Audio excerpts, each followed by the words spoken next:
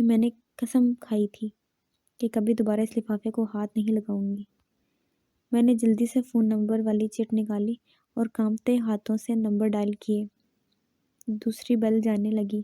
تقریباً 6-7 گھنٹیوں کے بعد کسی نے فون اٹھایا۔ ہیلو ہیلو، میں نے بے قراری سے کہا۔ ہیلو کون؟ دوسری طرف سے نیند میں ڈوبی ہوئی لیلا کی آواز تھی۔ وہ اسفندیار صاحب ہوں گے؟ میں نے آواز کی لڑکھڑاہٹ پر قابو پاتے ہوئے کون کا سوال قصداً ہضم کیا۔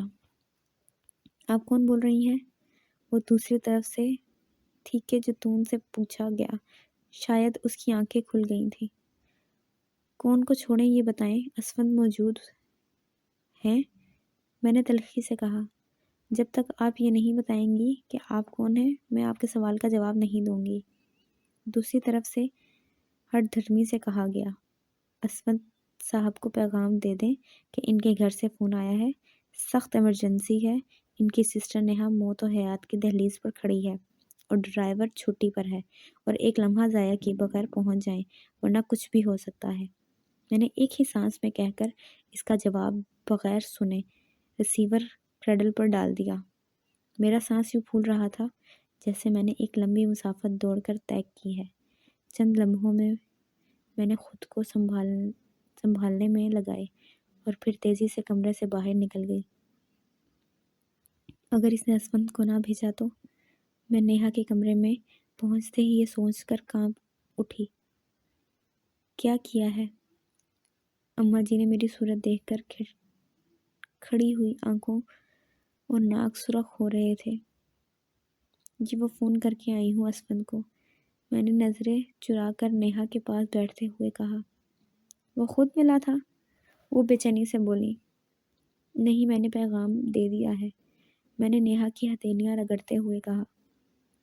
پتہ نہیں کتنی دیر میں آئے وہ، میری بچی تو جان سے چلی جائے گی۔ وہ بیڈ کے پاس قالین پر بیٹھ کر رونے لگی۔ حوصلہ کریں اماں جی، میں ایمبولینس منگوا لیتی ہوں فون کر کے۔ ہاں یہ صحیح ہے۔ میں ایک دم کھڑی ہو گئی، یہ خیال مجھے پہلے کیوں نہیں آیا؟ میں تیز قدموں سے باہر کی طرف بڑھی اور جلدی جلدی ہاسپٹل کا نمبر ملانے لگی۔ فون کرنے کے بعد اندر جانے کی بجائے باہر گیٹ کی طرف بڑھی۔ 7-8 منٹوں بعد ہی باہر سے کسی گاڑی کی ہیڈ لائٹس چمکتی اور ہارن زور زور سے بجنے لگا۔ چوکیدار جلدی سے گیٹ کھولنے لگا۔ میں واپس اندر کی طرف بھاگی کہ جا کر اماں جی کو خبر کروں۔ اس پوری رات اسے ICU میں رکھا گیا۔ بابا کو میں نے بتایا کہ اسے فوڈ پوائزننگ ہو گئی ہے۔ اماں جی سارا ٹائم جائے نماز پر بیٹھی رو رو کر نماز حاجت پڑھتی رہی۔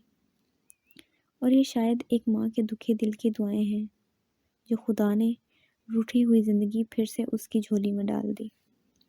خرم اگلے روز صبح ہی آ گیا تھا اور شام تک جب ڈاکٹرز نے اس کی حالت خطرے سے باہر ہونے کی اطلاع دی تھی وہ گمسم ویٹنگ روم میں بیٹھا رہا۔ اسے بھی وجہ فوڈ پوائزننگ ہی بتائی گئی۔ ایمبولینس کے آنے سے پہلے اسفندیار پہنچ گیا تھا۔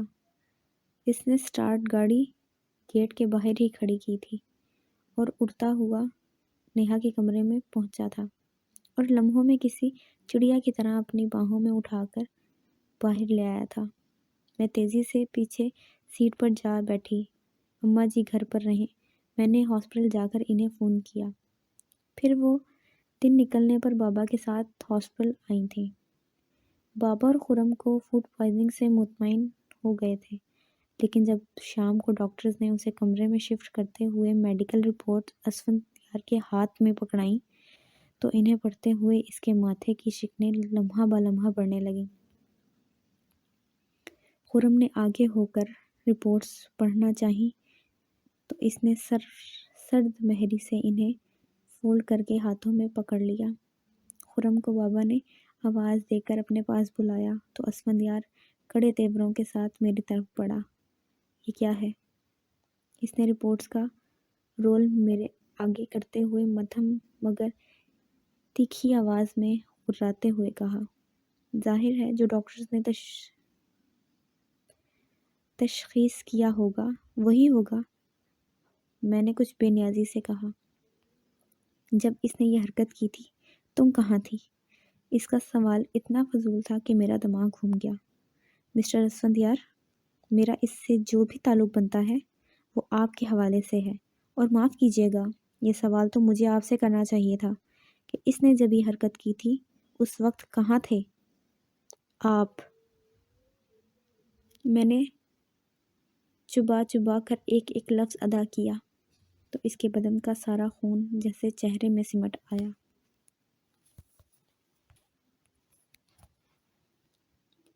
Shut up!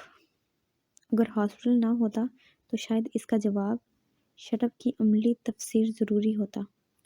پھر نیہا پورے ایک ہفتے ہاسٹل میں ہی رہی، اور اس دوران اسفندیار ہر رات اس کے پاس ہوتا، یا اگر گھر بھی جاتا تو آدھی رات کے بعد، وہ بھی اگر نیہا کے پاس ہوتی۔ اس کو کہتے ہی اپنا خون اور اپنے خون کی کشش، اپنی بہن کی ذرا سی تکلیف نے اسے سب کچھ بھلا دیا، حتیٰ کہ لیلا بھی، جو گزشتہ 1.5 سال سے اس کے لیے ہر رشتے کے مقابلے میں پرائیورٹی، پہلی ترجیح تھی۔ میرا خیال تھا وہ نیہا کے گھر جاتے ہی اس سے اس حرکت کا سبب ضرور دریافت کرے گا، کیونکہ یہ 8 دن اس نے مبہم سی خاموشی کے ساتھ گزارے تھے، اور اس کی اس طرح کی خاموشی کا نتیجہ عموماً شدید غصے کی شکل میں نکلا کرتا تھا۔ لیکن ایسا کچھ نہ ہوا۔ نیہا کو گھر آتے تیسرا روز تھا اور اسفندیار اتنے دن سے مسلسل راتیں ادھر ہی گزار رہا تھا۔ خدا جانے اس نے کیا سوچا تھا۔ خرم روز شام کو آ جاتا۔ نیہا کی بے اعتنائی اس کے ساتھ ہنوز ویسی ہی تھی۔ اسے دیکھ کر وہ یا تو کروٹ بدل لیتی یا آنکھوں پر بازو رکھ کر سوتی، یا پھر کہہ دیتی بھابھی میں سونا چاہتی ہوں، اور وہ بھی اس قدر ڈھیٹ تھا، مجال ہے جو اس کے سر اور بے مہر رویے کا ذرا سا بھی برا مانتا۔ وہ ہر روز اسی خوش دلی اور محبت سے ڈھیروں ڈھیر پھل اور پھول اٹھائے چلا آتا۔ واقعی محبت دیوانگی ہے، اور دیوانوں کو کیا خبر ہوتی ہے کہ وہ کیا کر رہے ہیں۔ اس روز نیہا بالکل ٹھیک تھی، چہرے کی زردی کچھ سرخی میں تبدیل ہو چکی تھی، اگرچہ وہ ابھی بھی اس صدمے کی زیر اثر تھی اور بہت کم بات کرتی تھی، لیکن اس کے باوجود وہ میڈیکل بالکل فٹ تھی اور سب کے اصرار پر رات کے کھانے پر ڈائننگ ٹیبل پر موجود تھی۔ اسفندیار بھی موجود تھا اور اسامہ اور معاذ کو بڑے لاڈ سے کھانا کھلا رہا تھا۔ کھانا خوشگوار ماحول میں رکھا گیا اور کھایا بھی گیا۔ اماں جی نیہا کو بڑے اصرار سے مختلف ڈشیں پیش کر رہی تھیں۔ نیہا بیٹا، اب تمہارا کیا ارادہ ہے؟ کھانے سے فارغ ہونے کے بعد بابا نے شاید یوں ہی نیہا سے پوچھا۔ جی بابا، کیا مطلب؟ وہ کچھ حیرانی سے بولی۔ میرا مطلب ہے یونیورسٹی کے متعلق۔ انہوں نے وضاحت کی تو اس کے چہرے کا رنگ جیسے بدل سا گیا۔ اس نے نظریں جھکا لیں، لیکن لرزتی پلکیں اس کے ذہنی اضطراب کا پتہ دے رہی تھیں، یا شاید وہ آنسوؤں کا رستہ روک رہی تھی۔ تم نے جواب نہیں دیا بیٹے، وہ نرمی سے بولے۔ ابھی تو بابا کچھ ارادہ نہیں، اس نے انگلیاں چٹخاتے ہوئے جھکی نگاہوں سے کہا۔ میرا خیال ہے کافی پڑھائی ہو گئی ہے، اب تم پڑھنے کا خیال دل سے نکال دو، کیونکہ میں نے کچھ اور فیصلہ کیا ہے۔ اماں جی اور اسفندیار یوں بیٹھے تھے جیسے پہلے سے باخبر ہوں۔ تمہاری ضد تھی آگے ایڈمیشن لینا، اب تمہارا شوق بھی پورا ہو گیا، اور اب تم اپنا وعدہ بھی پورا کرو جو تم نے کیا تھا۔ ایک بار میں تمہیں اجازت دے دوں پھر تم میری ہر بات مانو گی، یاد ہے نا تمہیں؟ وہ اسے کچھ یاد دلا رہے تھے۔ اس نے سر ہلا دیا۔ میں نے خرم سے تمہاری شادی کا فیصلہ کیا ہے، اسی مہینے کا آخری ہفتہ یا اگلے مہینے کا پہلا ہفتہ۔ میرا خیال ہے اب تو تمہیں کوئی اعتراض نہیں ہوگا۔ اس نے تڑپ کر باپ کی طرف دیکھا۔ نہیں بابا، میں اپنا ماسٹرز کمپلیٹ کرنا چاہتی ہوں، اس نے بھمتی بھمتی آواز میں احتجاج کیا۔ بس بہت ہو گیا یہ ماسٹرز فاسٹرز کا ڈرامہ۔ جو بابا کہہ رہے ہیں صحیح ہے، بہت تم نے منمانی کر لی، اب مزید تمہیں ڈھیل دے کر اپنی عزت سے کھیلنے کی اجازت نہیں دیں گے۔ اسفندیار جو کب سے ضبط کیے بیٹھا تھا ترش لہجے میں بولا، بھائی اگر میں نے کچھ کیا ہے تو اپنے ساتھ کیا ہے، آدھے شہر کی آہیں نہیں سمیٹی، لوگوں کے دلوں کو ٹھوکر نہیں ماری، اور نہ آپ کی طرح اپنے ماں باپ کی عزت کو دو ٹگوں میں بک جانے والیوں کے ہاتھوں میں کھلونا بنایا ہے۔ وہ بھی اسفندیار کی بہن تھی، بھلا اتنی بڑی بات پر چپ نہ رہ جاتی۔ Shut up! اس نے کھڑے ہوتے ہوئے زور سے کرسی کو لات مار کر اور اپنے کمرے کی طرف بڑھ گیا۔ سب ایک لمحے کو چپ رہ گئے۔ اسفت ٹھیک کہتا ہے، اب کوئی عذر نہیں سنوں گا، بابا نے جاتے جاتے اسے یاد دلایا تو اس نے شکایت بھری نظروں سے باپ کو دیکھا اور پھر اماں جی کے بازو پر سر رکھ کر رونے لگی۔ پھر وہی ہوا جو بابا اور اسفندیار نے چاہا۔ اگلے مہینے پورے دھوم دھام سے نیہا اور خرم کی شادی ہو گئی۔ شادی کا فنکشن کسی جشن سے کم نہیں تھا۔ اسفندیار اور بابا کا شمار اگر شہر کے پائے کے صنعت کاروں میں ہوتا تھا تو دوسری طرف خرم نے بھی بزنس سرکل میں بہت تھوڑے عرصے میں خود کا منوایا تھا اور اس وقت کروڑوں کی اسامی تھا۔ سو شادی کا فنکشن کسی جشن سے کم تو نہیں ہو سکتا تھا۔ شہر بھر کی کریم نے شادی میں شرکت کی۔ شادی میں دونوں طرف سے مجھے بھرپور طریقے سے حصہ لینا پڑا، نیہا کی بھابھی کی حیثیت سے بھی اور خرم کی بہن کی حیثیت سے بھی۔ جہیز اور بڑی دونوں کی شاپنگ اور تیاری میں جیسے میں گھن چکر بن کر رہ گئی۔ ایک ماہ کی قلیل مدت میں ساری تیاری کی گئی۔ شادی سے ایک دن پہلے اماں جی کو لیلا کا پیغام ملا کہ وہ شادی میں شرکت کرنا چاہتی ہے۔ پیغام اسفندیار کا دوست صفدر حیات ہی لایا۔ ماں جی نے سختی سے اسے گھر میں کسی بھی حیثیت سے قدم رکھنے سے منع کر دیا۔ اس نے کہنا خدا نے اسے جتنی عزت دے دی ہے اسے ہی ہضم کر لے تو بڑی بات ہے، اتنے اونچے اونچے خواب نہ دیکھے۔ اس گھر کی صرف ایک بہو ہے، خولا۔ اسفندیار اس جیسی تو رستے میں بہت ٹکراتی ہیں، ضروری نہیں ہر کسی کو اٹھا کر ہم اپنی کلغی میں سجا لیں۔ صفدر حیات سے غصے میں کہہ کر وہ باہر نکل گئیں۔ بارات والے دن نیہا پارلر سے تیار ہو کر آئی تو اسفندیار نے اسے لیلا کا گفٹ دیا، ڈائمنڈ کا خوبصورت سیٹ۔ بھائی میرا اس سے کوئی رشتہ نہیں اور میں اجنبیوں سے یوں گفٹ نہیں لیا کرتی، یہ کہہ کر وہ ہوٹل جانے کے لیے تیار گاڑی میں جا بیٹھی۔ اس روز مجھے لگا میرے سینے میں جلتے انگاروں پر کسی نے ٹھنڈے یخ پانی کے چھینٹے مارے ہیں۔ آگ تو نہ بجھی مگر تپش جیسے کم ہو گئی۔ بارات اور ولیمہ دونوں فنکشنز رات کے تھے۔ پہلے دن کے فنکشن میں گولڈن ڈریس میں ملبوس نیہا کے جگمگ کرتے وجود نے سارے میرج ہال کی لائٹس بھی مدھم لگنے لگی تھیں، اور اگلے دن ولیمے کے فنکشن میں اس نے سلور اینڈ گرین کا کمبینیشن پہن رکھا تھا۔ وجود تو اس کا آج بھی روشنیاں بکھیر رہا تھا۔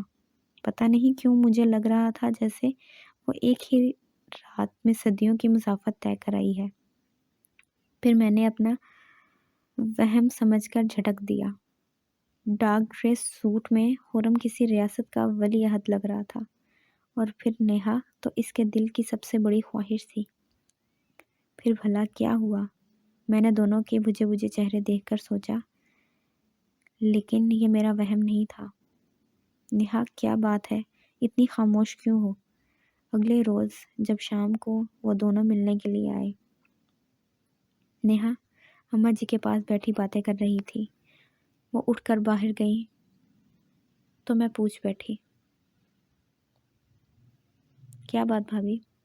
آپ کون سی بات کے بارے میں پوچھ رہی ہیں؟ میں یوں ہی اپنی چوڑیوں سے کھیلتے ہوئے بولی، تمہاری خوشی کے بارے میں۔ تم مجھے ذرا سی بھی خوش نہیں لگ رہی۔ خوشی کی بھی بھلا کوئی زبان ہوتی ہے؟ میں خوش ہوں، آپ کو کیوں خیال آیا؟ وہ پھیکی سی حسیب تھی۔ خوشی کی واقعی زبان ہوتی ہے اور وہ لفظوں سے زیادہ طاقتور ہوتی ہے، اور یہ میرا وہم نہیں ہے کہ تم خوش نہیں ہو۔ تم واقعی خوش نہیں ہو؟ مجھے بتاؤ کیا بات ہے؟ کیا خرم نے کچھ کہا ہے؟ تو اس نے مجھے دیکھ کر ایک گہرا سانس لیا۔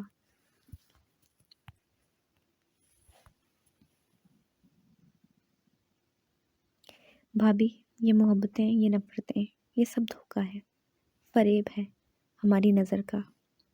ان کا سارا بھید فاصلوں میں چھپا ہے۔ میں اس سے دور تھی تو وہ اعلیٰ اعلان میری محبت کا دم بھرتا تھا۔ اسے مل گئی تو اس نے پھر گہرا سانس لیا۔ یہاں کوئی چیز پائیدار نہیں، حتیٰ کہ جذبے بھی۔ پل بھر میں سب کچھ بدل جاتا ہے۔ وہ بات کرتے کرتے کھو سی گئی۔ کیا کہا ہے خرم نے؟ بولو، مجھے بتاؤ۔ میں بے قرار ہوں۔ اور میں بے قرار ہو کر اٹھی، وہی جو اسے کہنا چاہیے تھا۔ وہ لاپرواہی سے بولی،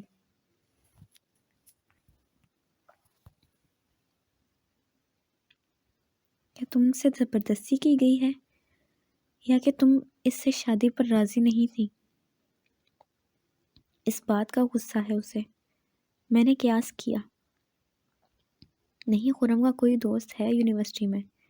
اس نے روز کا واقعہ، اس کی آواز گھٹ گئی۔ اسے میری فوڈ پوائزننگ کی وجہ سمجھ میں آ گئی۔ جب وجہ سمجھ میں آ جاتی ہے تو نتائج کی پرواہ کسے رہتی ہے؟ ٹکرائے جانے کا احساس بہت تکلیف دہ ہوتا ہے۔ شاید مجھے ہوا تھا۔ اس اتنی بڑی غلطی نے میری آنکھیں کھول دیں، لیکن وہی غلطی اب میری ساری زندگی کی خطا بن گئی ہے بھابی۔ اسے مجھ سے شدید نفرت ہو چکی ہے، محض شادی سے ایک دن پہلے۔ اب باقی سب دکھاوا ہے۔ دیکھیں کتنے دن تک دکھاوا دے گا، یہ بھرم چلتا ہے۔ وہ بڑے سکون سے بول رہی تھی۔ میں جیسے بھونج کر رہ گئی۔ مجھے خرم سے یہ امید نہ تھی۔ میں خرم سے بات کروں گی۔ بھلا یہ کوئی مذاق ہے؟ ٹھیک ہے، انسان سے غلطی ہو جاتی ہے، لیکن اسے ایسا کم ظرفی کا ثبوت نہیں دینا چاہیے تھا۔ میں نے کچھ دیر بعد کہا، نہیں، آپ اس سے کچھ نہیں کہیں گی، ورنہ یہ دکھاوا شاید 2 دن بھی نہ چل سکے گا۔ وہ بہت بری طرح ہرٹ ہوا ہے، اور میرے پاس اپنی صفائی دینے کے لیے نہ تو الفاظ ہیں نہ کوئی ثبوت۔ حقیقت وہی ہے جو اسے معلوم ہوئی ہے، اور یہ حقیقت بہت ناقابل برداشت ہے۔ ٹھیک ہے، میں اسے نظر انداز کرتی تھی، یہ اس کے لیے قابل برداشت تھا، لیکن کسی اور کے لیے اتنا بڑا قدم اٹھانا۔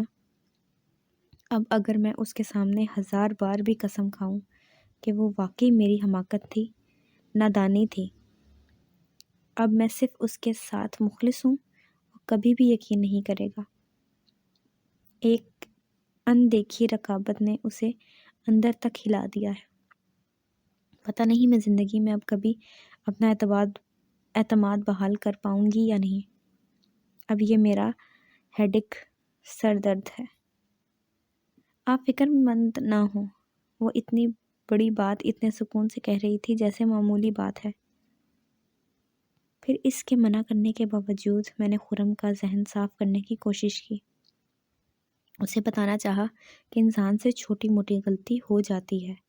معاف کر دینا یا بھول جانا زندگی کو سہل بنانے یا نہ بنائے ذہنی اذیت کو کم ضرور کر دیتا ہے، لیکن وہ تو جیسے چند ہی دنوں میں اس معاملے میں بالکل پتھر کا بن چکا تھا۔ بھابی، یہ ہمارا آپس کا معاملہ ہے، آپ اس معاملے میں نہ بولیں، اس سے آپ کا کوئی واسطہ نہیں۔ وہ ایک دم سے کٹھور بن گیا تھا۔ اس معاملے سے نہ ہو، تم دونوں سے تو ہے نا۔ خرم، وہ اس کی ایک جذباتی حماقت تھی، محض، اور کچھ بھی نہیں۔ وہ اپنے کیے پر نادم ہے۔ تم بھی اس بات کو بھول جاؤ۔ وہ تو پتہ نہیں نادم ہے یا نہیں، مگر میں ضرور بہت سے پچھتاووں میں گھر گیا ہوں۔ اپنے محبت بھرے جذبات کی توہین کا پچھتاوا اور نیہا سے ہونے والی زبردستی کا پچھتاوا۔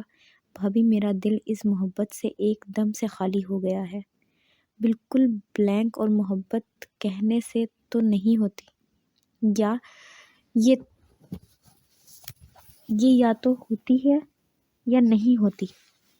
اب میرے دل میں اس کی رتی برابر بھی محبت نہیں ہے، میرے دل سے اس کی طلب مٹ گئی ہے،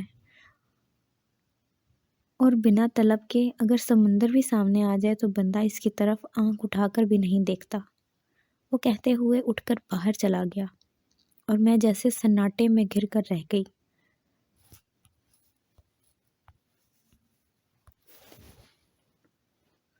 ابھی تو ایک کہانی کی باز گشت ختم نہیں ہوئی تھی۔ دلوں کے سانحے زندگی کے حادثوں سے کہیں زیادہ اذیت ناک ہوتے ہیں۔ یہ کوئی مجھ سے پوچھتا، اور میں کوشش کے باوجود دونوں کے لیے کچھ نہ کر سکی۔ اور یہ کتنا بڑا لطیفہ تھا کہ کل تک خرم نیہا کی محبت کے لیے ماہی بے آب کی طرح تڑپ رہا تھا، اور آج وہ اس کی دسترس میں تھی تو وہ اس کی طرف آنکھ اٹھا کر دیکھنا پسند نہیں کرتا تھا، اور کل تک نیہا اسے دیکھتے ہی منہ پھیر کر چلی جاتی تھی۔ آج وہی نیہا اس کی ایک نظر کے لیے ہمہ وقت اس کے آگے پیچھے پھرتی رہتی ہے۔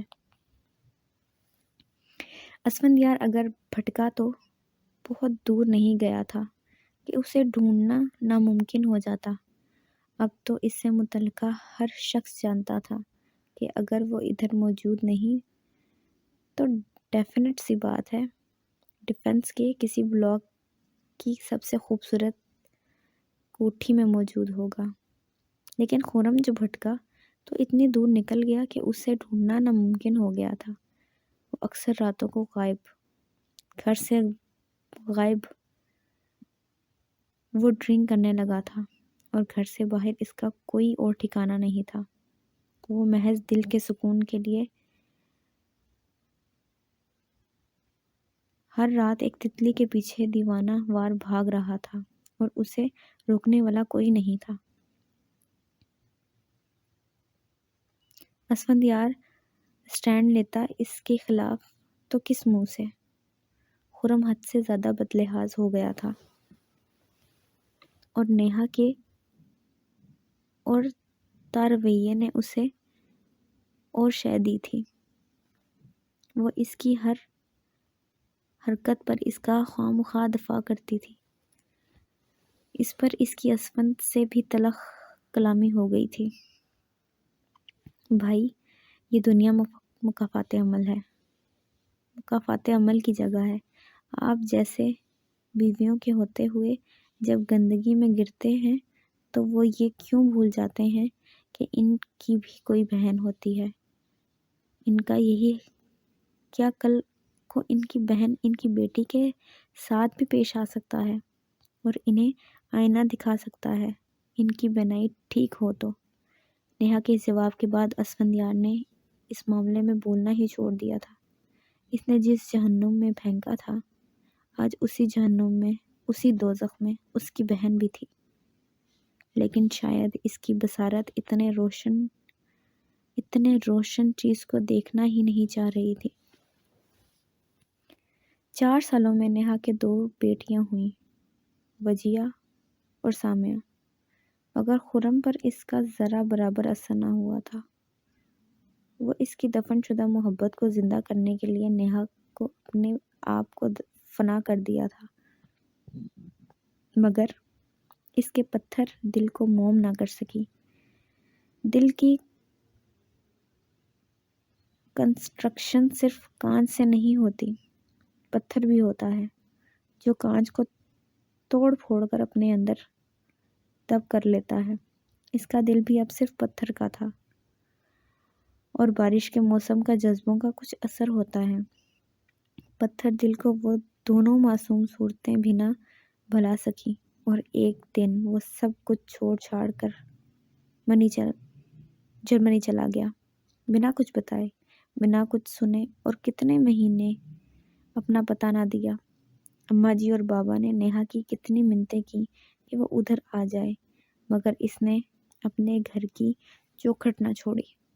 وہ آخری سانس تک اس کا انتظار کرنے کا عزم کیے ہوئے تھی۔ صرف ایک جذباتی غلطی نے اس کی باقی کی ساری زندگی کو کفارہ بنا دیا تھا، اور وہ بد نصیب اتنی بڑی دولت کا مالک ہوتے ہوئے بھی ایک قطرے کی تلاش میں دھکے کھا رہا تھا۔ پھر چند ہی سالوں میں اماں جی اور بابا اس سنگ دل کا انتظار کرتے کرتے آگے پیچھے اس دنیا سے رخصت ہو گئے۔ ان دونوں کے جانے کے بعد جیسے میں اکیلی سی ہو گئی، کیونکہ تنہا تو میں بہت عرصے پہلے ہو گئی تھی، اکیلی اب ہوئی تو مگر اب یہ اکیلا پن مجھے کچھ نہیں کہتا تھا۔ وہ شخص تنہائی کا مقابلہ کر سکتا ہے، وہ اکیلے پن کا بھی سامنا کر سکتا ہے۔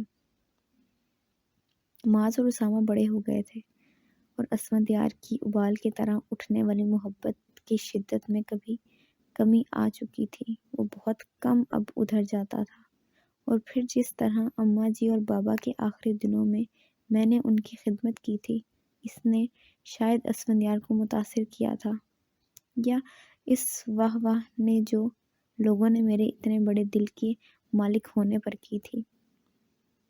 ظرف ہو تو خولا جیسا، جس نے اتنی بڑی چوٹ سہنے کے باوجود اف نہیں کی، اور اسفندیار کے ماں باپ کی یوں خدمت کی ہے جیسے کوئی اپنے سگے ماں باپ کی بھی نہیں کرتا، اور کس طرح ان کے بعد گھر کا نام روشن کیا ہے، سب کے لیے قابل تقلید ہے۔ اب کسی کو کیا پتا اس نام کو روشن کرنے کے لیے میں نے کتنی بار تن من پھونکا ہے، لیکن کسی کو بتانے کی کیا ضرورت ہے؟ بظاہر تو میں ویسی کی ویسی ہی تھی، بلکہ اس اندیکھی سلگتی آگ نے جیسے میرے حسن کو جلا بخشی تھی۔ سب کہتے تھے میں آج بھی وہی خولا ہوں، 15-20 سال پہلے والی خولا، جسے دیکھ کر سب کو کوہ نور کا نام دیا تھا۔ اور سب سے بڑا پلس پوائنٹ جو میرے حق میں ہوا، اگرچہ میں نے اس طرح کبھی نہیں چاہا تھا، بلکہ کبھی نہیں سوچا تھا، لیلا بھی ایک بے ثمر درخت تھی، جس کی چھاؤں تو آج بھی بڑی دل فریب تھی، جس کے نیچے بیٹھ کر حالات کی دھوپ میں جلتا مسافر ایک سکون بھری نیند لے سکتا تھا، لیکن بہت دیر تک نہیں۔ اور شجر کی پہچان تو اس کا پھل ہوتا ہے، ورنہ تو بندہ کسی دیوار کے سائے میں بھی کچھ دیر سستا سکتا ہے، اور اسفندیار کو جتنا اس کی چھاؤں میں سستانا تھا سستا لیا۔ اب اسے معاذ اور اسامہ کے مضبوط وجود اپنی طرف کھینچتے تھے، جن کے اونچے لمبے قد کے سائے اس کے وجود کو اپنی اوٹ میں چھپا سکتے تھے، لیکن یہاں بھی اسے بہت امید نہیں تھی کہ جو بہکان وقت پر اسے کھیت کو پانی نہیں لگایا تھا، اس کی آبیاری محبت سے نہیں کرتا، راتوں کو جاگ جاگ کر اس کی حفاظت نہیں کرتا، اسے پھر فصل سے بہت امیدیں لگانی بھی نہیں چاہیے۔ معاذ اور اسامہ کو اسفندیار سے محض اتنی ہی الفت تھی جتنی کسی گاڑی میں ایک مسافر کو دوسرے مسافر سے ہوتی ہے، مگر اس معاملے میں بھی میں ان پر سختی کرتی تھی۔ وہ ان کا باپ ہے، اور انہیں کسی طرح کی بھی اس کے ساتھ سخت لہجے میں بات کرنے کی اجازت نہیں دیتی تھی۔ وہ میرے اس حکم پر جذبز ہوتے، باپ کی آمد پر دل پر جبر کر کے نرم لہجے میں بات کرتے، اور میری عظمت کے قائل ہو جاتے، اور محبتوں کی یہ جنگ میں نے لڑے بغیر ہی جیت لی تھی۔ اور اصل فاتح وہی ہوتا ہے جو تلوار سوتے بغیر، ایک قطرہ خون بہائے بغیر سارے مورچوں پر قبضہ کر لے، اور آج میرا سب مورچوں پر قبضہ تھا۔ سب سے مضبوط مورچے اسامہ اور معاذ، نیہا، میرے والدین، سب میری دل سے قدر کرتے تھے، میری عظمت کو سراہتے تھے، اور یوں آہستہ آہستہ اندر لگی آگ پر چھینٹے پڑتے رہتے۔ اور تو اب اسفندیار کا رویہ میرے ساتھ خاصا محبت بھرا ہوا چلا تھا۔ اس کی محبت میں ایک شکر گزاری کا عنصر نمایاں ہوتا تھا کہ میں نے اس کے آشیانے کو اپنا خون دل دے کر قائم رکھا تھا، مگر اب اس کی محبت کی مجھے نہ تو پرواہ تھی اور نہ ہی ضرورت۔ سب کی محبتوں نے مجھے ایک عظیم دیوی کا سایہ صحیح درجہ دیا تھا، جس کی ایثار اور قربانی کے سامنے سب کے قد چھوٹے پڑ جاتے ہیں، اور اسفندیار تو جیسے بونا بن گیا تھا، اور بونوں سے کون ڈرتا ہے بھلا۔ اسفندیار 2-3 دن سے گھر نہیں آیا تھا، نہ رات کو نہ دن کو۔ پہلے میں نے سوچا اس کا پتہ کروں، پھر میں نے اس خیال کو دل سے جھٹک دیا۔ وہ چوتھے دن کی آدھی رات کو آیا، بے حد تھکا ہوا، آنکھوں کے گرد ہلکے سے پڑے ہوئے تھے اور آنکھیں سرخ ہو رہی تھیں، جیسے وہ ایک عرصے سے سویا نہ ہو۔ اس کے قدم ابھی اکھڑے اکھڑے سے تھے۔ وہ آتے ہی تکیے میں منہ چھپا کر لیٹ گیا۔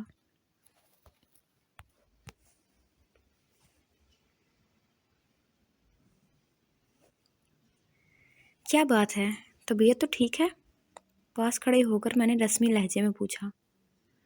ہاں ٹھیک ہے، میں سونا چاہتا ہوں، اس نے چہرہ تکیے میں چھپائے چھپائے ٹوٹے ہوئے لہجے میں کہا، تو میں کندھے اچکا کر باہر نکل آئی۔ اور اگلے دن کے اخبار کے پچھلے صفحے پر ایک چھوٹی سی خبر تھی۔ ماضی کے مقبول ڈراموں کی خوبصورت اداکار لیلا کا ہارٹ فیل سے کل صبح انتقال ہو گیا۔ آگے 2-3 لائنوں میں تفصیل تھی اور بس۔ میں ناشتے کی میز پر جیسے چپ چاپ بیٹھی رہ گئی۔ اس خبر کا نامعلوم مجھے کب سے انتظار تھا، اور آج جب یہ خبر پڑھی تو مجھ میں سمجھ نہیں رہی۔ مجھے سمجھ بھی نہیں آ رہا تھا کہ خوش ہوں یا غمگین ہو جاؤں۔ میں نے خود کو ٹٹولا۔ بہت عرصہ ہو گیا، بڑی سے بڑی خوشی مجھے بہت خوش نہیں کر پائی، اور غم اس دل سے جھیلا تھا۔ اس کے بعد اس کے آگے حقیر لگتا تھا ہر غم۔ اسی لیے اسفندیار 2-3 دن گھر نہیں آیا تھا۔ مجھے اس کی بکھری بکھری حالت یاد آ گئی۔ اسی وقت جولر کا فون آ گیا۔ میں معاذ کی شادی کی تیاری کر رہی تھی۔ شادی میں صرف 25 دن رہ گئے تھے۔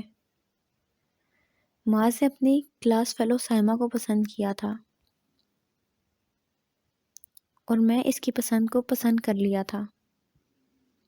اسفندیار نے اعتراض کیا تھا، وہ وجیہہ سے معاذ کی شادی کرانا چاہتا تھا، لیکن اب اس کے اعتراض کی کسی کو ذرا سی بھی پرواہ نہ تھی۔ رات کو خبرنامے کے بعد میں ٹی وی کے آگے بیٹھی۔ جب اناؤ نصر نے لیلا کے مشہور ڈرامے پیاس کے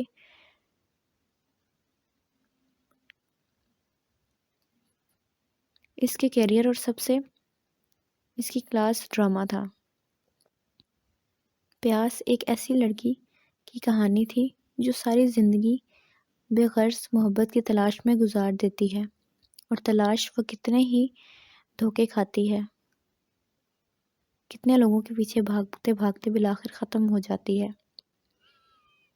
اس کی پرفارمنس اور کہانی کا تھیم اس قدر بھرپور تھا کہ سب کھیل ختم ہوا تو میری آنکھوں سے ایک آنسو گر کر میرے لباس میں کہیں گم ہو گیا۔ مما، آپ بھی حد کرتی ہیں، خدا خدا کر کے اس نے ہمارا پیچھا چھوڑا ہے، اور آپ اس کا سوگ منا رہی ہیں؟ جس نے ہماری زندگی میں زہر گھولا تھا، اس نے ٹی وی کا بٹن آف کرتے ہوئے زہر خند لہجے میں کہا تھا۔ بری بات ایسے نہیں کہتے، جو مر گیا اس کی اچھائیاں برائیاں سب اس کے ساتھ ختم ہو جاتی ہیں۔ ہمیں یہ حق نہیں کہ وہ کیسا تھا یا وہ کیسا تھا۔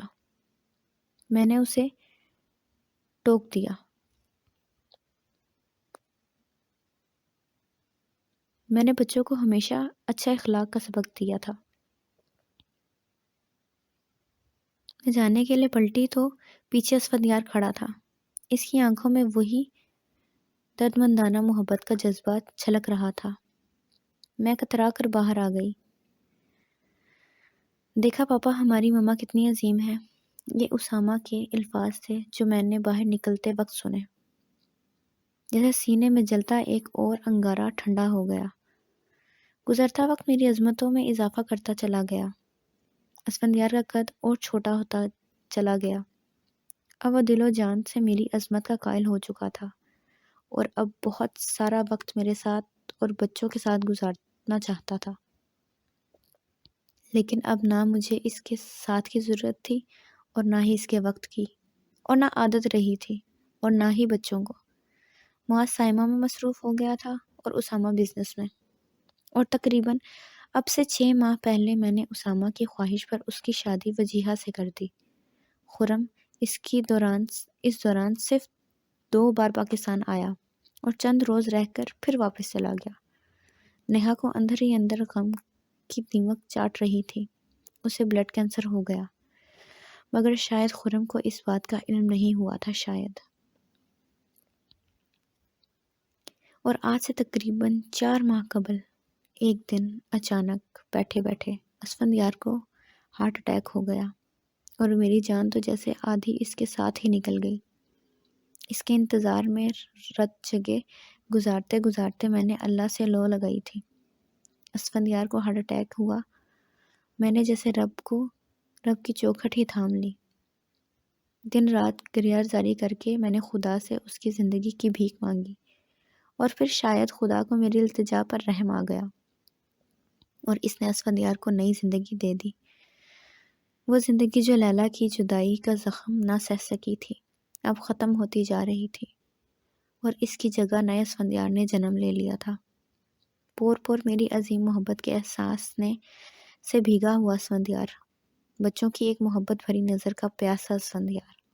دونوں بچوں نے ڈاکٹر کی ہدایت کے مطابق اسے بیڈ ریسٹ دیا تھا، ہر قسم کی کاروباری ٹینشن لینے سے منع کر دیا، لیکن انہیں بار بار کاروباری معاملات کے سلسلے میں اس کے سائن کی ضرورت پڑتی تھی۔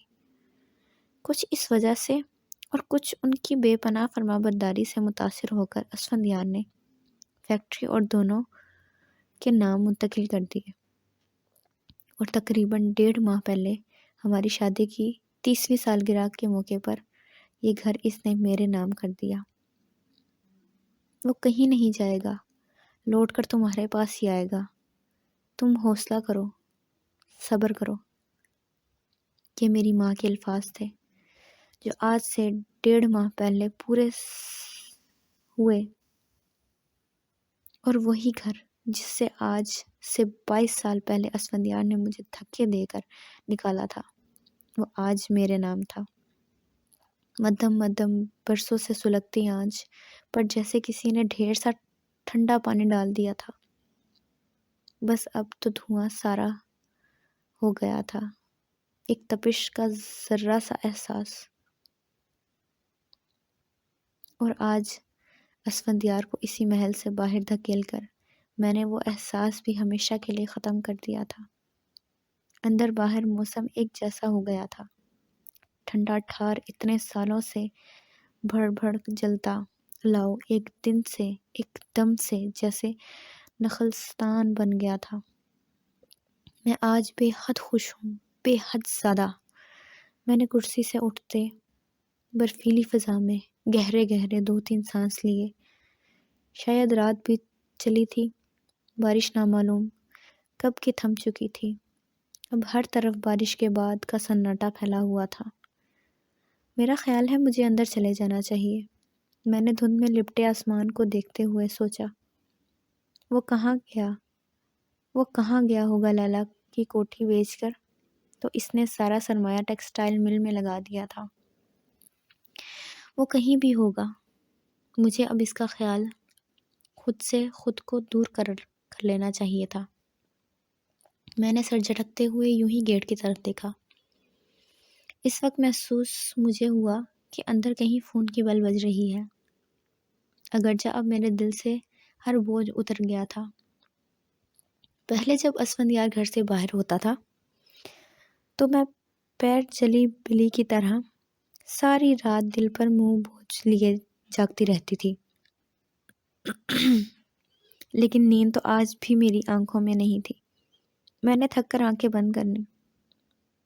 مما، آپ ابھی تک یہیں ہیں؟ کیا ساری رات اندر نہیں گئیں؟ آپ کو پتہ ہے رات کے 3:30 بجے بج رہے ہیں؟ اسامہ کی حیرت بھری آواز پر میں نے مڑ کر اسے دیکھا۔ وہ ڈریسنگ گاؤن کی جیبوں میں ہاتھ ڈالے مجھ سے مخاطب تھا۔ بس میں یہی کہہ سکی، ماما اتنی سردی میں آپ پاپا کے انتظار میں؟ بس آپ جانتی ہیں انہیں، خدا کے لیے کیوں آپ انہیں خدا کا درجہ دے رہی ہیں؟ ایسے شخص کو تو وہ کچھ کہتے کہتے رک گیا، اور ایسے موقع پر میں ان دونوں کو ٹوک دیا کرتی تھی، لیکن آج میرا ٹوکنے کا بھی دل نہیں چاہ رہا تھا۔ دوگلی زندگی بسر کرتے کرتے میں تنگ آ چکی تھی۔ ماما ابھی فون آیا ہے، وہ ہاشمی انکل ہے نا جن کا گھر ہے۔ وہ چپ کر گیا۔ کیوں اس وقت فون آیا ان کا؟ میں نے مدھم آواز میں پوچھا۔ وہ پھر چپ کر گیا۔ کیا بات ہے؟ میں نے کچھ بے چینی سے پوچھا۔ آپ نے حوصلے سے سننا ہے۔ وہ کسی ضروری کام سے تقریباً 1.5-2 گھنٹے پہلے گھر سے نکلے تو انہیں اپنے گھر کے آگے کوئی شخص پڑا ملا۔ وہ تو پھر چپ ہو گیا۔ وہ کون تھا؟ میں نے پریشانی سے پوچھا۔ وہ پاپا تھے۔ پتہ نہیں کیسے گھر آتے ہوئے وہ کب ہوش ہو کر وہاں گر گئے اتنی بارش میں۔ اس کی نظریں میرے چہرے پر گڑی ہوئی تھیں۔ کیا کہہ رہے ہو؟ میں نے لرزتی ہوئی آواز میں کہا۔ وہ ہاشمی انکل انہیں ہاسپٹل لے گئے تھے، اب وہ ICU میں ہیں۔ میں جا رہا ہوں ہاسپٹل، آپ کچھ آرام کر کے آ جائیے گا۔ اس نے محبت سے مجھے اپنے ساتھ لگاتے ہوئے کہا تو میں چپ رہی۔ اور پھر جب تھوڑی دیر بعد اسامہ ہاسپٹل جا رہا تھا، میں بھی اس کے ساتھ فرنٹ سیٹ پر بیٹھ چکی تھی اور مجھے تعصب سے دیکھ رہا تھا۔ اگلے دن اسفندیار ICU سے نکال دیا گیا اور شفٹ کر دیا گیا۔ اس کی لیفٹ سائڈ مکمل طور پر پیرالائز ہو گئی تھی اور زبان مکمل طور پر گنگ ہو گئی تھی۔ ڈاکٹرز کا خیال تھا کہ کچھ عرصے بعد وہ تھوڑی بہت آواز نکال لے گا، لیکن ابھی وہ ذہنی طور پر بالکل مفلوج ہو چکا ہے۔ اس کی حالت بہتر ہونے میں کچھ ماہ لگیں گے۔ سبھی اسے دیکھنے آئے تھے۔ خرم صبح سے آیا ہوا تھا اور میں تو اسی صبح سے ہاسپٹل میں تھی۔ سب کے اصرار کے باوجود میں گھر نہ جا سکی تھی، بس اس کے بیڈ کے پاس بیٹھی تھی۔ خرم کتنی دیر سے میرے پاس بیٹھا تھا، خاموش۔ ٹھیک ہو جائیں گے اسفند بھائی، وہ کافی دیر بعد بولا تو میں نے لاتعلقی سے ایک نظر اسفندیار کو دیکھا۔ پتہ نہیں کب میرا دل کا رشتہ اس سے ٹوٹ گیا۔ اب تو شاید نکاح نامے کے علاوہ کوئی ثبوت نہ تھا ہمارے تعلق کا۔ میں صرف یہی کہہ سکی۔ تم اب مستقل آ گئے ہو نا؟ میں نے کچھ دیر بعد اسے دیکھتے ہوئے پوچھا۔ اس کے سر کے بال سفید ہو چکے تھے، شاید اس نے کبھی انہیں ڈائی نہیں کرایا تھا۔ چہرے کی دلکشی اور لطافت سب کہیں گم ہو چکی تھی۔ اس کی جگہ ایک ادھیڑ عمر کرخت چہرے نے لے لی تھی۔ نہیں ابھی جانا ہے، نیہا کو لندن لے کر جانا ہے علاج کے لیے اگلے ماہ۔ وہ کچھ دیر بعد بولا۔ اب خیال آیا تمہیں نیہا کے علاج کا؟ جب میں تلخی سے بولتے بولتے چپ ہو گئی۔ اب ہر کوئی آپ کی طرح تو نہیں ہوتا، اتنے بڑے سمندر ظرف کا مالک۔ کچھ لوگ میرے جیسے ہوتے ہیں، ایک ذرد سے بھی چھوٹا ظرف رکھنے والے۔ وہ پھیکی سی ہستی ہے سالو۔ تو میں نے یوں ہی اسفندیار کو دیکھا۔ وہ سکون آور دواؤں کے زیر اثر سو رہا تھا۔ ظرف بڑا کرنے سے بڑا ہوتا ہے، خود بخود بڑا نہیں ہو جاتا، میں نے مدھم آواز میں کہا۔ شاید وہ یوں ہی بولا۔ خولا بھابھی، آپ کو پتہ ہے ہم سب مشروط محبتیں کرتے ہیں۔ جب ہم کسی سے محبت کرتے ہیں تو جواب میں اس سے زیادہ محبت کی ڈیمانڈ کرتے ہیں، اور اگر محبت جواباً ہمیں نہ ملے تو ہم بھی دامن چھٹک دیتے ہیں، وہ جیسے خلاؤں میں کھویا ہوا تھا۔ میں نیہا سے اتنی محبت کرتا تھا، یہ تو آپ کو علم ہی ہے، لیکن جب مجھے پتا چلا کہ وہ مجھ سے اتنی محبت نہیں کرتی بلکہ سرے سے کرتے ہی نہیں، تو میں بھی اس کی محبت سے منکر ہو گیا۔ میں گلی گلی بے لوث رویا، محبت کے لیے بھٹکتا رہا، ملکوں ملکوں اس درد نایاب کی تلاش میں پھرا، لیکن بے لوث محبت مجھے کہیں نہیں ملی۔ ہر جگہ گیو اینڈ ٹیک، لین دین کا اصول لاگو ہوتا ہے۔ میں جب کسی سے محبت کرتا تو جواب میں اتنی ہی شدت کا طلبگار ہوتا، لیکن بے ریا محبت نہ میں نے نہ کی ہے نہ مجھے کہیں سے ملی۔ والدین بچوں سے اس لیے محبت کرتے ہیں کہ بڑے ہو کر وہ اس سے محبت کا قرض بما سود کے اتاریں گے۔ بیوی شوہر سے اس لیے محبت کرتی ہے کہ وہ کما کر لاتا ہے، اس کی ہر خواہشات کو پورا کرتا ہے۔ اگر وہ ایک لمحے کو بھی اپنی اس محبت سے ہاتھ کھینچ لے تو اس کی با وفا بیوی آنکھیں بدلنے میں کچھ زیادہ دیر نہیں لگاتی۔ آپ بھی اسفندیار بھائی سے محبت کرتے رہیں جب تک آپ کو علم تھا کہ وہ صرف آپ سے محبت کرتے ہیں، اور جب آپ کو علم ہوا کہ ان کی محبت محور آپ نہیں کوئی اور ہے، تو کیا آپ ان سے پھر بھی محبت کرتی رہی تھی؟ اس نے سوالیہ نظریں مجھ پر جما دیں۔ میں کچھ نہ کہہ سکی۔ نہیں نا، یہ سب تو دنیا داری ہے۔ یہاں کوئی بھی کسی سے بے غرض محبت نہیں کرتا، اور اگر کرتا بھی ہے تو جواب میں طلب بھی ضرور کرتا ہے۔ ہم وفائیں کر کے رکھتے ہیں، وفاؤں کی امید محبتوں میں اس قدر سوداگری بھی جرم ہے۔ اس نے کرسی کی پشت سے سر ٹکاتے ہوئے شعر پڑھا۔ یہ اتنا گہرا فلسفہ اسے دیس دیس کے پانی نے سکھایا تھا، لیکن کس قدر سچ تھا۔ ہاں، میں بھی صرف اسی وقت تک اسفندیار سے محبت کرتی رہی تھی جب تک میرا خیال تھا کہ وہ صرف مجھے چاہتا ہے، محض مشروط محبت۔ اور اب تم پھر نیہا سے محبت کرنے لگے ہو؟ میں نے جیسے اسے جتایا۔ ہاں، کیونکہ شاید میرے دل کو یقین آ گیا ہے کہ وہ بھی مجھ سے محبت کرتی ہے۔ وہ خود ہی زور سے ہنسا۔ پھر کتنے دن بیت گئے اسفندیار کو ہاسپٹل میں۔ اس کی جو حالت پہلے دن تھی وہی اب بھی تھی۔ اسے ہوش آ چکا تھا، لیکن وہ بات کرنے سے بولنے سے قاصر تھا، بس خاموشی سے سب کو تکتا۔ 2-1 روز میں ڈاکٹرز اسے ڈسچارج کرنے والے تھے۔ معاذ اور سائمہ اگلے ہی دن آ گئے تھے۔ وہ سارے دن میں بہت دیر کے لیے گھر جاتی تھی، پھر واپس آ جاتی۔ میرے بیٹے میری صحت کے بارے میں فکر مند تھے۔ باپ کی حالت انہیں صرف افسوس تھا، مگر اس بے وفا شخص کے لیے میری بے چینی انہیں ایک آنکھ نہیں بھاتی تھی۔ ماں پلیز گھر جائیں، گھر جا کر آرام کریں۔ دیکھیں آپ نے اپنی کیا حالت بنا لی ہے، کتنی کمزور ہو گئی ہیں۔ آپ اب گھر جائیں، پاپا کے پاس ہم ہیں، اور ویسے بھی انہوں نے کب آپ کی محبت کی پرواہ کی ہے، جو اب اس حالت میں آپ کے جذبوں کی قدر کریں گے۔ آپ اسامہ کے ساتھ گھر چلی جائیں۔ معاذ کتنی دیر سے مجھ سے بحث کر رہا تھا۔ بیٹا میں ٹھیک ہوں، چلی جاؤں گی گھر، ابھی ڈاکٹرز آئیں گے وزٹ پر، ان کی رپورٹس چیک کریں گے تو پھر میں چلی جاؤں گی۔ میں نے اسفندیار کی طرف دیکھا جو خاموش نظروں سے مجھے ہی دیکھ رہا تھا۔ اگرچہ میں جانتی تھی کہ اس کی زبان مفلوج ہو چکی ہے، لیکن پھر بھی مجھے اس کی نظروں سے خوف آتا تھا کہ کہیں یہ نظریں اس کو اس رات کی کہانی نہ سنا دیں، خولا کا اصل روپ نہ دکھا دیں۔ ہاں خولا، معاذ ٹھیک کہتا ہے، تم اب گھر جاؤ، ہم بھی یہاں ہیں، نثار بھائی نے بھی کہا۔ آپ لوگ کیوں اتنا اصرار کر رہے ہیں؟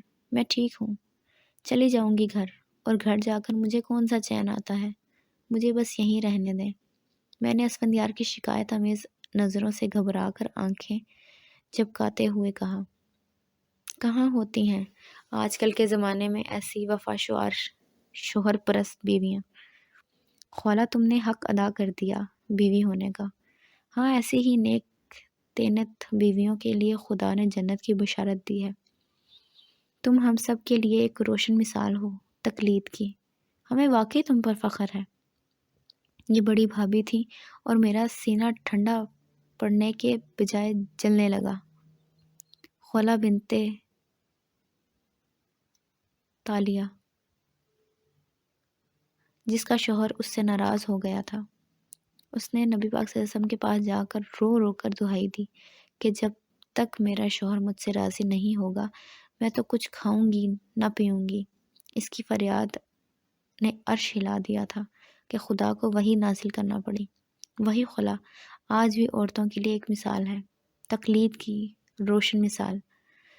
ہم اگر چاہیں تو اس کی مشعل سے اپنی زندگی کے تمام گوشے منور کر سکتے ہیں۔ اسفندیار کے گھر آنے پر میں نے قرآن پاک کا ختم کرا دیا تھا اور اب قاریہ شمسہ ایک سورت کی تفسیر بیان کرتے ہوئے خولا بنتے ثعلبہ کا بیان بتا رہی تھیں۔ اس کے بعد انہوں نے پوری دل کی لگن کے ساتھ اسفندیار کی صحت یابی کی دعا کروائی۔ دعا کے بعد خواتین ٹولیوں میں بٹ کر سرگوشیاں کرنے لگیں۔ ملازمین دوسرے کمرے میں کھانے پینے کا اہتمام کرنے لگے۔ کیا خواب درس دیا ہے، کیا خوب درس دیا ہے شمسہ آپا نے، ایمان تازہ ہو گیا ہے۔ ایک عورت بولی، یہی تو وہ باتیں ہیں جن کو ہم بھولے بیٹھے ہیں اور ان واقعات کو صدیوں پرانا کہہ کر جھڑک دیتے ہیں، حالانکہ صدیوں پہلے بھی انسان ایسا ہی تھا اور اسی طرح کے واقعات سے گزرتا تھا۔ اپنی خولا کو لے لو، کیسے اس نے صدیوں پرانی اس عورت کی کہانی کو حقیقت کا روپ دیا ہے۔ شوہر سے محبت، وفا اور فرمانبرداری کی زندہ مثال۔ ہمیں تو رشک آتا ہے اس کے سمندر جیسے قلب کے بارے میں سوچ کر۔ خدا اس کے طفیل ہمیں بھی نیکی کی ہدایت دے۔ یہ فری بھابھی تھی۔ صحیح کہتی ہیں آپ بھابھی، میری بھابھی جیسا حوصلہ کس میں ہوگا؟ میں نے ان کی مثال ہی سے تو زندگی کا رستہ پایا ہے۔ یہ میرے لیے زندہ ہدایت تھی۔ ان کی خاموش وفا نے میرا رستہ آسان کیا ہے۔ نیہا بھی میرے پاس آ بیٹھی۔ ان کے تبصروں سے میرا بدن جلنے لگا۔ اگر یہ سب اسفندیار کی خاموش نگاہوں کا ایک حصہ بھی جان لیں تو شاید میرے منہ پر تھو تھو کر کے نکل جائیں۔ پتہ نہیں خدا نے کس کا بھرم رکھا تھا، اسفندیار کا یا میرا۔ اسفندیار نے جو کچھ کیا وہ ڈنکے کی چوٹ پر کیا۔ سب اس کے ظلم سے واقف تھے، جو آج بھی سب کی نظروں میں مجرم تھا۔ مجھے اور بچوں کو ہر طرح کی آسائش دینے کے باوجود، اور میں نے کیا کیا؟ مجھے اپنا کردار سمجھ میں نہیں آ رہا تھا۔ میرا دل چاہ رہا تھا کہ میں زور زور سے رہوں، سب کو بتاؤں کہ میرا اصل کیا ہے۔ مجھے اس شخص سے محبت تھی، لیکن ضرورت کی محبت۔ اگر بے ریا محبت ہوتی تو اس کے پاس لوٹ کر نہ آتی۔